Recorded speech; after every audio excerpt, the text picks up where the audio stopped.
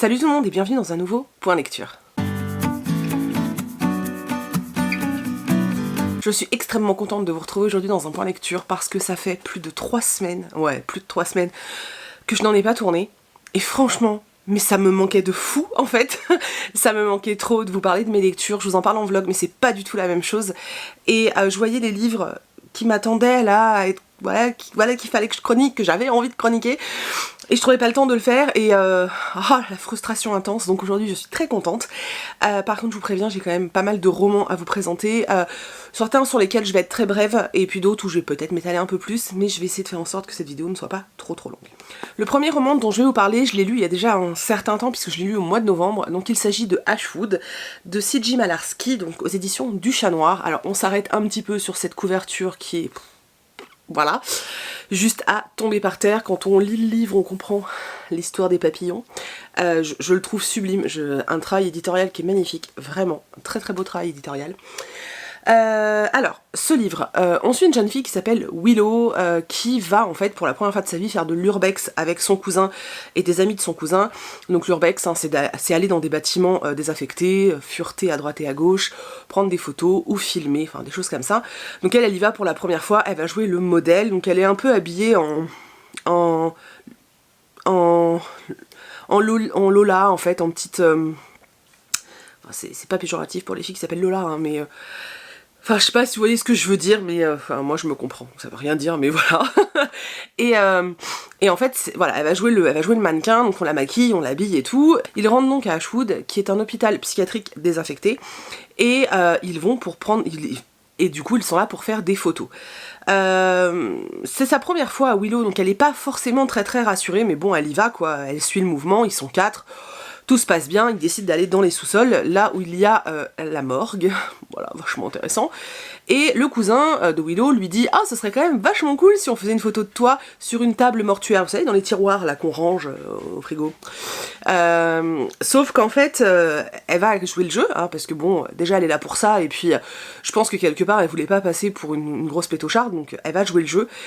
Sauf que il y a une blague qui va très mal tourner à ce moment-là, et à partir de là, on va vivre un véritable cauchemar avec Willow, puisque réellement elle va vivre un véritable cauchemar dans cet hôpital psychiatrique. Et je vous en dis pas plus sur l'histoire en elle-même, parce que je vais quand même la développer un petit peu après avec mon avis. Mais voilà, la base de l'histoire c'est ça, et à partir de cet instant, en fait, à partir du moment où quelque chose tourne mal dans cet hôpital psychiatrique, tout va changer. En fait, ce livre m'a vachement perturbée parce que sur le départ, je me suis dit waouh, ça dépote. Les premiers chapitres dans l'hôpital psychiatrique sont glaçants, mais vraiment, c'est glaçant en fait. Et j'y étais et j'étais en mode oh mon dieu, mais c'est horrible, il y a des créatures terribles, il y a une ambiance hyper pesante, voilà, c'était vraiment impressionnant. Et puis d'un seul coup, toute cette pression qu'on a au niveau de l'histoire et qui t'angoisse, hein, au point que tu te dis je vais pas le lire le soir avant de dormir, et ben tout ce truc là d'un seul coup ça... voilà. Ça se dégonfle comme un soufflet en fait. Et moi j'avais envie d'avoir peur et j'ai pas eu peur du tout. Enfin j'ai eu peur voilà, sur les quelques premiers chapitres dans l'hôpital psychiatrique. Mais ensuite même quand on retourne dans l'hôpital psychiatrique, j'avais plus de terreur en fait, plus du tout. Ouais, ça m'a... ce côté-là m'a vachement déçue. Vraiment ça m'a vachement déçue parce que je m'attendais vraiment à un truc moi qui, tu vois, qui allait me frigorifier sur place et c'était pas ça, et c'était dommage. On va se retrouver dans une histoire en fait qui mélange le rêve, la réalité. On sait pas si Willow vit les choses ou si Willow rêve les choses, on sait pas si Willow est tarée, hein, si elle fait une crise psychotique ou si elle vit un truc horrible. Il y a eu des passages, j'avais l'impression d'être dans Freddy Krueger, l'homme de la nuit là, pour ceux qui ont mon âge et qui ont vu Freddy Krueger avec ses grandes griffes. Il y a eu des passages où voilà, j'étais un peu dans ce truc là et je me disais waouh. Et puis il y a eu d'autres moments où j'étais dans un truc où la meuf est complètement barrée et je me disais mais attends, en fait elle a fumé quoi, enfin il y a un truc qui va pas.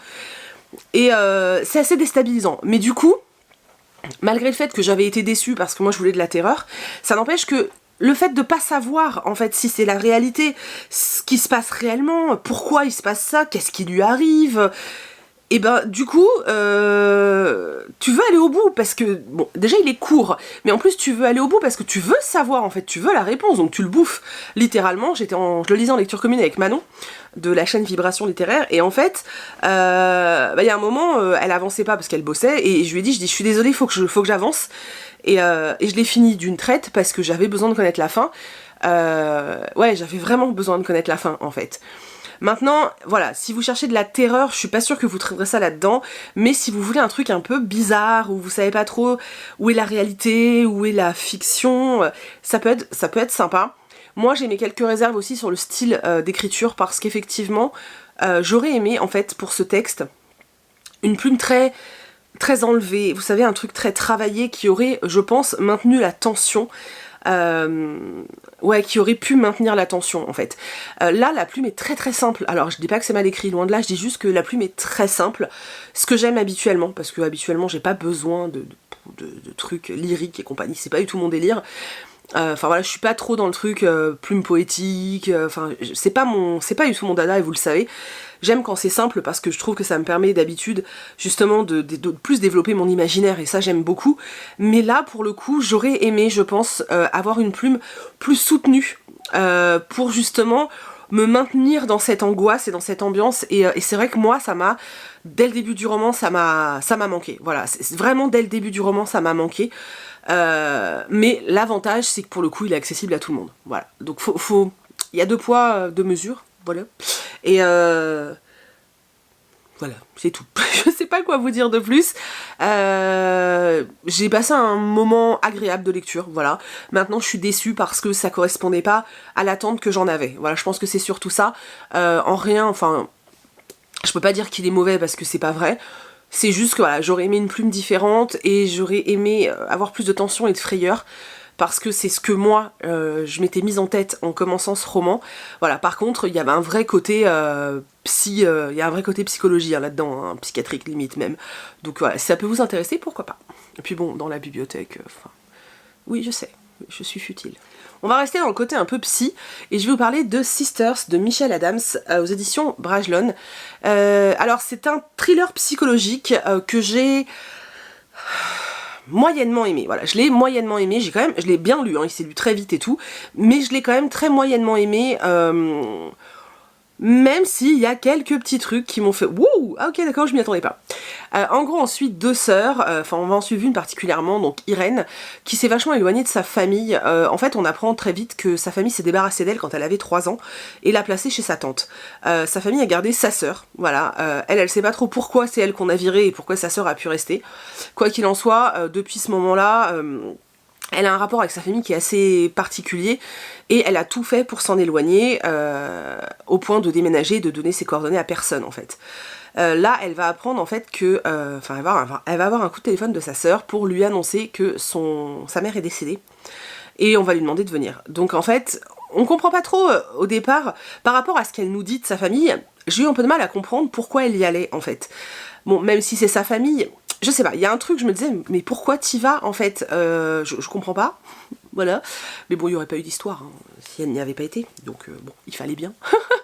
Et donc elle retourne auprès de sa famille, donc auprès de son père et de sa sœur, et là on va vite se rendre compte qu'en fait, Irène et sa sœur, qui s'appelle Éléonore, ont un rapport très particulier, mais vraiment très particulier. Éléonore est une personne abjecte, elle est tyrannique, elle est méchante, elle est manipulatrice. Elle manipule sa sœur Irène, mais à un point hallucinant. Et en fait, pendant tout le départ, l'introduction du roman, on se dit, bon, s'ils ont dégagé Irène, c'est qu'Irène avait un problème. Mais en fait, très rapidement, du coup, dès qu'on arrive dans la famille, on se dit que finalement, c'est peut-être Éléonore qui a un pet au casque, et on a peut-être voulu protéger Irène. Et en fait, on va être dans ce rapport entre les 2 sœurs qui est très malsain. Cette histoire de famille, qu'est-ce qu'elle cache, qu'est-ce qu'il s'est passé.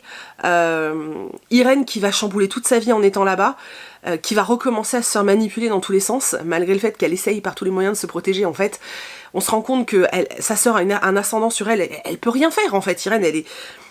limite elle te fait de la peine, tu vois, et on a tout ce truc comme ça de jeu de manipulation psychologique, où toi, où l'autrice essaye en fait aussi de te perdre à savoir quelle est la sœur qui est tarée, quelle est la sœur qui est saine d'esprit, pourquoi les gens dans le village sont au courant de choses et pas elle, on lui parle de certains trucs, elle entend des bruits, voilà.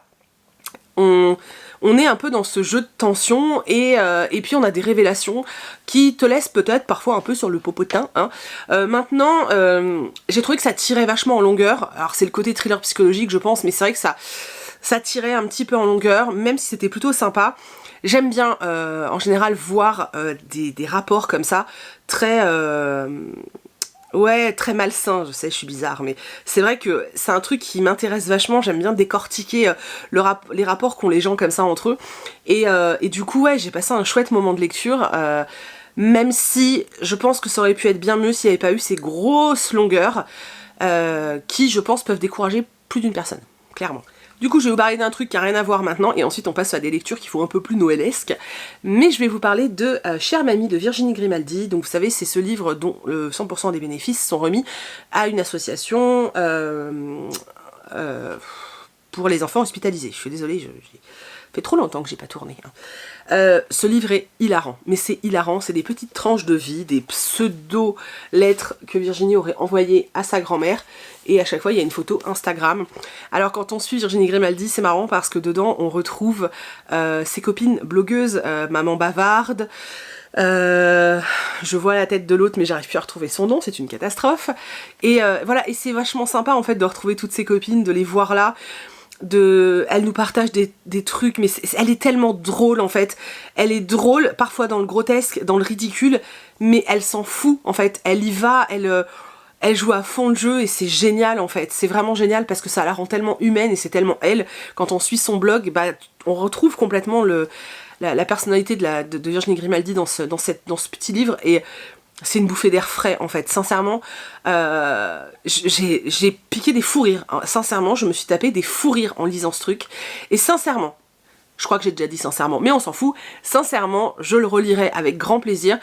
Je pense que c'est le genre de livre, faut que j'arrête de dire de trucs, hein, c'est un livre, c'est le genre de livre, déjà c'est un cadeau parfait, parce que c'est la petite bulle 100% rire, et en plus il coûte 5 balles, donc c'est vraiment pas grand chose, il coûte 5 €, il est drôle, et en plus vous faites une bonne action, et vous ferez forcément plaisir à quelqu'un. Pour moi c'est vraiment le cadeau parfait à faire à Noël, hein. D'ailleurs vous avez encore le temps, hein, mais n'hésitez pas à le glisser sous le sapin, ouais c'est vraiment un cadeau parfait en fait. Voilà, c'est tout. Du coup, je vous le recommande à 100 000%, vous allez vous marrer et vous allez faire une bonne action. Et je ne sais pas quoi vous dire de plus pour vous convaincre d'acheter ce livre, si ce n'est que moi, je vais prendre un énorme plaisir à le voir dans la bibliothèque et de temps en temps à aller le choper dans la bibliothèque, l'ouvrir au hasard, hop, et me prendre une histoire, bah tiens, elle est à Pornic là, me lire le petit passage et me bidonner toute seule. Voilà, en tout cas, offrez-le à Noël et offrez-le vous aussi, faites-vous plaisir, vous allez vous éclater. On va passer aux lectures qui font un peu plus Noël et je vais vous parler de Ensemble à minuit de Jennifer Castle aux éditions Casterman. Ce livre, je vous en ai parlé en vlog, donc pour vous c'est pas une surprise, m'a complètement piégée. Je sais pas si c'est le bon mot. En fait, je m'attendais à passer un chouette moment, mais sans plus. Et finalement, j'ai adoré ce livre.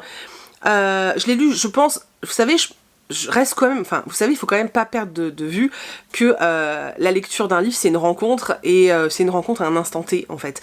Je pense que si je l'avais lu à un autre moment, il m'aurait pas fait cet effet. Là, au moment où je l'ai lu, j'avais besoin de ce type de lecture, j'avais besoin d'un truc très positif et quelque chose qui allait me faire du bien, qui était plein de bienveillance et de bonté, et j'ai trouvé ça dans ce roman, et ça fait tellement du bien, en fait, que bah, du coup, j'ai passé un super moment. On va suivre deux personnages, on va suivre Kendall et Max. Dans un premier temps, on suit Kendall qui rentre en fait d'un séjour à l'étranger. Elle est partie voyager en fait dans le cadre de ses études. Elle est lycéenne mais elle a des difficultés d'apprentissage. Et du coup ses parents l'ont envoyée avec des enfants particuliers comme elle pour faire un peu, pour apprendre, vous savez, en situation, j'ai envie de dire. Et quand elle revient chez elle aux États-Unis, elle est pas très heureuse. Elle doit reprendre le lycée, mais elle en a absolument pas envie. Elle sait qu'elle va y retrouver ses difficultés. Alors, elle va y retrouver ses amis, mais elle va aussi y retrouver ses difficultés. Elle a pas envie. Du coup, quand son frère et son petit ami vont repartir chez eux à New York, elle va sauter sur l'occasion pour s'incruster chez eux, en tout cas, jusqu'au jour de l'an. Voilà, elle se dit, bah entre Noël et jour de l'an, je squatte chez mon frère et son copain, et ça me fera encore une petite bulle rien qu'à moi. Donc elle se barre à New York avec son frère et le petit ami de son frère, et là elle va tomber sur Max. Max qui était aussi dans son lycée avant, et qui est à New York en fait pour s'occuper de son grand-père. En gros il était venu avec sa famille à Noël pour... c'est Noël chez son grand-père qui a perdu sa femme il y a quelques temps, et en fait son grand-père est un vieux acariâtre hyper désagréable, moi que je trouve choupi, mais bon voilà, et ce qui fait qu'en fait, toutes les aides à domicile ont renoncé, hein, c'est-à-dire que tout le monde s'est barré, et la nouvelle ne doit pas arriver avant plusieurs jours. Donc la famille va demander à Max, puisque Max fait pas grand-chose en ce moment, va lui demander en fait s'il peut rester une semaine de plus pour que le grand-père ne reste pas seul, et pour veiller à ce qu'il ne lui arrive rien. Max va accepter, et il va tomber sur Kendall. Alors ils ont des amis en commun, hein, voilà, c'est pas genre ils se croisent dans la rue et ils deviennent potes, hein. Et donc voilà, ils vont se retrouver tous les deux, alors qu'ils s'aiment pas forcément, hein, parce qu'ils ont un petit passif ensemble. Et en fait un jour, ils vont, je vous laisse plein de trucs passer, hein, mais ils vont être dans un café, et ils vont se mettre en tête, à cause d'une serveuse et à cause de plein d'autres choses, qu'il faut qu'ils fassent 7 bonnes actions avant le jour de l'an. Mais des bonnes actions désintéressées qui ne leur apportent rien, et surtout pour lesquelles il n'y a pas besoin de donner de l'argent. Genre pas donner de l'argent à un sans-abri ni rien, non. Une vraie bonne action qui te demande à toi de réellement t'investir et de faire quelque chose, et qui ne t'apporte rien. Et ils vont être dans cette quête de juste faire des choses gentilles et bien pour les autres, des choses qui peuvent paraître complètement anodines et qui pourtant peuvent changer la vie de quelqu'un. Et c'était... Alors l'histoire est pas... ça me file des frissons, mais c'est comment dire... l'idée en fait que je trouve magnifique et que j'aimerais tellement qu'on soit tous capables d'appliquer dans notre quotidien, mais je sais que c'est pas possible, mais... Voilà, ça m'émeut complètement ce principe, en fait, je trouve ça juste dingue. Et ce que j'aime beaucoup dans ce livre, c'est qu'à chaque fois qu'ils vont aider quelqu'un, ou en tout cas qu'ils vont intervenir par des fois des choses tellement, mais je vous jure, tellement simples, et bien après on a le point de vue de cette personne qui nous parle en fait de sa rencontre avec Max et Kendall sur un tout petit chapitre super court, et ouais, j'ai adoré, en fait, j'ai adoré cette construction. Alors oui, bien sûr, on va avoir une petite histoire d'amour, une petite romance, mais sincèrement, c'est pas du tout moi ce que j'ai retenu de ce roman. Moi, ce que j'ai retenu de ce roman, c'est que la période des fêtes de Noël, c'est une période où... voilà, c'est une période où on a envie d'être avec sa famille, on a envie d'être avec ses proches, mais c'est aussi une période où on veut faire plaisir, mais on peut aussi faire le bien autour de nous, et j'ai adoré le message de ce livre. En fait, je pense que c'est pour ça qu'il m'a fait du bien, et je vous dis, c'est une rencontre, donc c'était à un moment où j'avais besoin de lire ça, et j'ai adoré le message transmis par l'autrice, même si, en fond, on a quand même cette romance adolescente qui est pas forcément palpitante, hein. Mais voilà, et j'ai aimé le fait que Kendall soit différente. J'ai trouvé ça chouette, parce qu'elle est pas caricaturée, elle est pas... Voilà, c'était vraiment cool, moi j'ai beaucoup aimé, et c'est une belle découverte pour moi, vraiment. Du coup, on va passer à un livre qui est une grosse arnaque, les gars, mais une grosse arnaque. Donc, il s'agit de Le cadeau de l'hiver de Jennifer Green aux éditions Harlequin. C'est un livre que j'ai acheté l'année dernière, en fait, pour Noël, en fait, dans mes lectures de Noël 2017, et c'est une grosse arnaque parce que ça ne se passe même pas à Noël. Voilà. Donc on suit une jeune femme qui s'appelle Mary, qui a fait une promesse à un de ses amis il y a quelques années, et qui du coup va devoir en fait tenir cette promesse, à savoir s'occuper de la fille de cet homme qui est décédé, et elle va devoir s'occuper de cette préado en fait, qui est en plein deuil, cette préado qu'elle ne connaît même pas puisqu'elle ne l'a jamais vue, donc elle va débarquer après Noël. Donc le seul passage où on parle de Noël, c'est au moment où Mary arrive et emmène un sapin rose dans la maison en se disant que ça va faire plaisir à la petite. C'est le seul moment où on parle de Noël, hein. Après il n'y a plus de Noël. Donc voilà, elle va devoir essayer de se dépatouiller avec cette préado. À côté de ça, elle a un voisin qui a des jumeaux, qui vit seul parce qu'il est divorcé, et qui va être là pour l'épauler. Vous sentez le gros cliché et le gros truc qui arrive. C'est sympathique, ouais, c'est sympathique. Maintenant, j'ai même pas trouvé que la romance était extraordinaire. La petite est plutôt attachante parce que voilà, on nous montre quand même sa façon d'aborder le deuil qui est pas aussi facile, hein. C'est-à-dire qu'ils auraient pu nous simplifier le truc, mais non.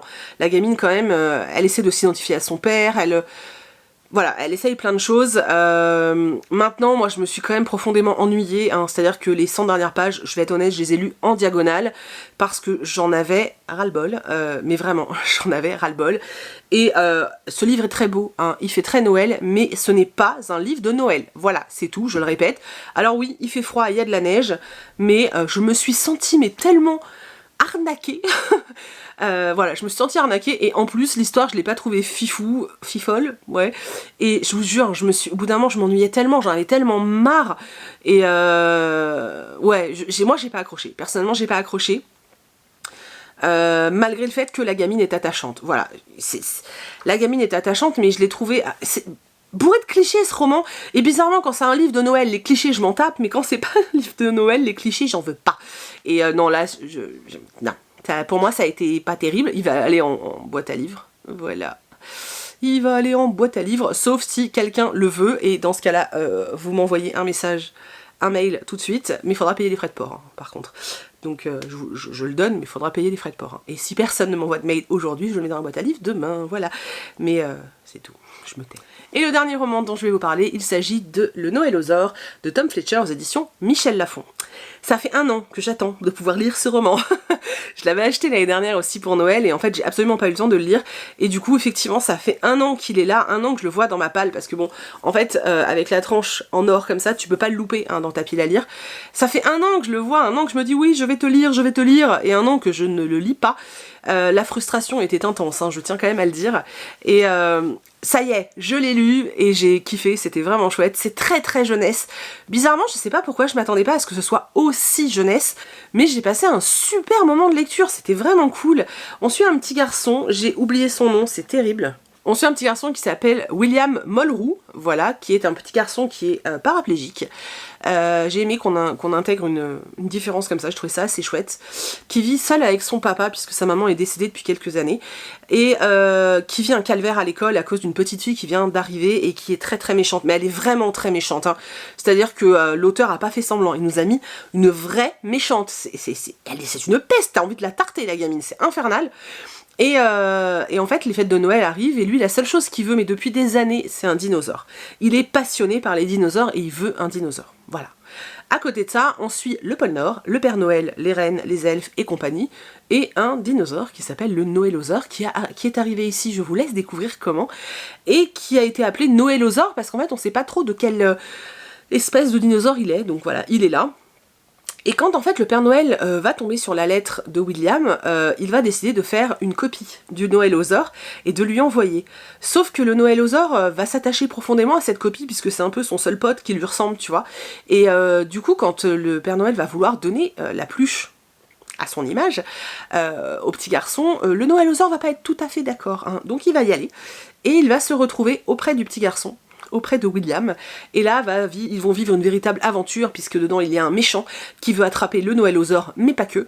Des histoires de famille, plein de choses et tout, et c'est plein de petites aventures, c'est plein de trucs super sympas. Ce petit garçon qui est gentil, alors c'est bourré de clichés, hein, mais ce petit garçon qui est limite trop parfait parce qu'il est gentil, il a le cœur sur la main, il est chou, il est tout ce que vous voulez. Mais c'était cool, c'était vraiment cool, vous passez un super moment, c'est magique, les enfants vont adorer cette histoire clairement, en plus ça se lit très vite, je vais vous montrer, vous avez plein d'illustrations comme ça, vous avez hop, des passages de texte qui sont dans des tailles différentes, voilà. C'est vraiment un chouette livre à lire avec les enfants. Je sais pas, eux, à partir de quel âge ils le recommandent. Après, ça dépend réellement de vos enfants, mais je pense que 8-9 ans, ça passera tout seul. S'ils sont plus jeunes, peut-être le lire avec eux. Et encore, je vous dis, ça dépend de la façon dont votre enfant lit, en fait. Mais sincèrement, c'est un très beau livre de Noël pour les enfants, pour les grands aussi. Hein. Il y a un vrai côté magique. Et en fait, j'ai adoré parce que dans celui-là, on retrouve vraiment, mais vraiment l'ambiance de la magie de Noël. Vous savez, de ces petits films pour enfants où clairement c'est Noël, quoi. Vous savez que c'est Noël. Et alors ça n'a rien à voir, mais moi ça m'a fait le même effet que quand j'étais petite et que je regardais Maman, j'ai raté l'avion. Alors oui, ce film a très mal vieilli. Je vous rappelle que je suis vieille, hein. Donc moi, quand je l'ai vu, c'était hyper moderne à l'époque, et ça m'avait fait une sensation de... Voilà, c'était vraiment magique pour moi, pour les périodes des fêtes, et ce livre, alors que l'histoire n'a rien à voir, donc je vous fais une comparaison totalement what the fuck et j'en suis complètement consciente, mais ça n'empêche que j'ai ressenti cette chose en fait, ce petit cocon douillet de Noël en lisant ça, et ça m'a rappelé le jour où j'ai découvert Maman j'ai raté l'avion ou Miracle sur la 34e avenue que mon frère m'a fait regarder des centaines de fois parce qu'il était fan. Oui, je balance, voilà, je balance. Mais voilà, c'est vraiment une super chouette lecture et ça me fait briller, regardez Shine, et c'est le filtre Instagram les gars, voilà, voilà, voilà. Oula, bon, faut que j'arrête. Donc voilà, je vous le recommande de tout cœur, il est vraiment très très chouette, et c'est sûr que vous allez passer un chouette moment. Attention, hein, si vous aimez pas les livres très jeunesse, vous renoncez, mais sinon c'est vraiment cool. Bah voilà, finalement j'ai réussi, sans durer trop longtemps en plus, je suis plutôt fière de moi. Je me suis pas appesantie sur les romans parce que je les ai lus il y a longtemps, et puis il y en a certains, sincèrement il n'y avait pas grand chose à dire. Le point lecture de la semaine prochaine sera bien plus long je pense, et plus développé parce que j'ai eu des très très bonnes lectures. Si vous avez vu les vlogs, je pense que vous savez de quoi je vous parlerai. Donc voilà, j'étais ravie de parler de livres avec vous. Avant de vous laisser, je voulais juste vous dire que je vais organiser une rencontre à Beauvais au mois de janvier, un samedi ou un dimanche, je sais pas encore exactement quand. J'ai vu en envoyant les commandes de la boutique Etsy que vous étiez très nombreux en fait à être soit dans l'Oise, soit dans la Somme, soit dans le 95, donc ça reste quand même très proche, et je me dis que ça peut peut-être en intéresser certains. Je vous expliquerai un petit peu plus tard pourquoi j'organise cette rencontre. Mais ce sera sûrement une des dernières fois qu'on aura l'occasion de se voir dans le coin, donc voilà, ce serait franchement cool s'il y en a qui sont tentés et qui ont envie de venir. Ce sera un week-end, je ne sais pas encore si ce sera le samedi ou le dimanche, je pense que je vous ferai un sondage sur Insta ou un truc comme ça pour voir. Voilà, en tout cas dites-moi si c'est quelque chose qui pourrait vous intéresser et si vous viendriez en fait jusqu'à Beauvais. Et voilà, j'attends de savoir si ça vous intéresse. Et en parlant de bouquins, n'hésitez pas à me dire si vous avez lu certains des romans dont je vous ai parlé aujourd'hui, s'il y en a certains qui ont retenu votre attention. Ouais, dites-moi, ça m'intéresse vraiment beaucoup. N'hésitez pas à me dire ce que vous avez lu dernièrement, si voilà, il y en a qui ont fait, s'il y a des romans qui ont fait battre votre cœur à la folie. Et voilà, je vous fais plein de très très gros bisous. Et j'ai oublié de vous parler du concours. Bon, je vous parle quand même du concours parce que j'ai complètement zappé, mais vous savez qu'il y a un concours aujourd'hui. Donc le roman à gagner aujourd'hui dans le calendrier de l'Avent, il s'agit de L'Égaré de Donato Carisi aux éditions Calman Levy Noir. Alors oui, j'essayais de vous faire gagner des livres qui étaient des coups de cœur, celui-ci je n'ai pas lu.